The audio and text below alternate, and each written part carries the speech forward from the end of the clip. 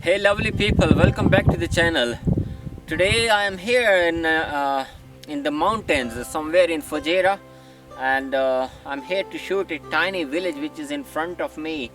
The foreground, which is somewhere as red, it's looking really amazing. I can see some clouds on the sky, but I don't know, because the clouds are moving out of the frame, which I don't think the clouds, there will be more clouds in that specific frame. The clouds are moving into that area, but I really want to shoot this specific part which is looking really amazing.